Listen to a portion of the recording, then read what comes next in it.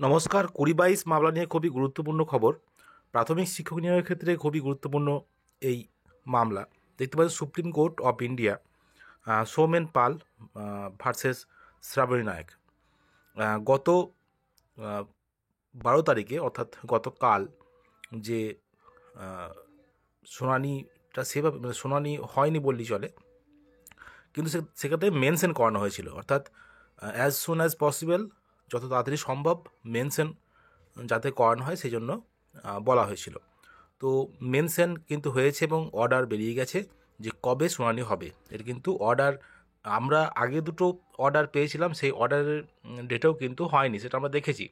যেমন গতকাল আর গত 10ই নভেম্বর একটা অর্ডার ছিল, সেই অর্ডার ডেটেও কিন্তু কেসটা ওঠেনি বিচারপতি না বসার জন্য। তো আজকে আবার অর্ডার দিয়েছে, ডেট মেনশন করা হয়েছে অর্ডারের ভিত্তিতে।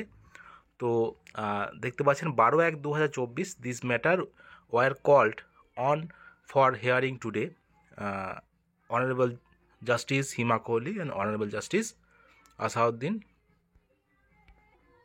আমানুল্লাহ। তো দেখতে পাচ্ছেন এখানে যারা আছেন, তো অ্যাডভোকেটের প্যানেল। তো এখানে যেটা বলেছে, upon hearing the court made the following order list on 22 January 2024, অর্থাৎ 22 জানুয়ারি 2024 ম্যাটারটি লিস্টেড হবে। সেজন্য কিন্তু অর্ডার বেরিয়ে গেছে সুপ্রিম কোর্ট থেকে, এবং সুপ্রিম কোর্ট থেকেই কিন্তু এই নির্দেশটা দেওয়া হয়েছে যে 22 জানুয়ারি 2024 কেসটা উঠবে, কারণ তার আগে কোনো ডেট পাওয়া যায়নি। এটা কিন্তু খুব দেরিতে পড়েনি, এটাও খুব একটা ভালো খবর বলা যায় যে 12 তারিখে মেনশন করানো হয়েছে এবং 22 তারিখে মেনশন হয়েছে।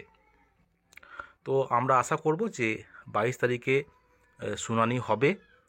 শুনানির পরে কি হবে না হবে সেটা মহামান্য কোর্টের ব্যাপার। তো শুনানি হোক, সেটা চাই যে শুনানি হোক। তো 22 জানুয়ারি দেখা যাক কি হয় 20-22 মামলার স্টে অর্ডারের বিষয়টা কি হয়, কারণ এতদিন হয়ে গেল নিয়োগ নেই। তো সেই জন্য কিন্তু খুবই প্রয়োজন শুনানি হওয়ার।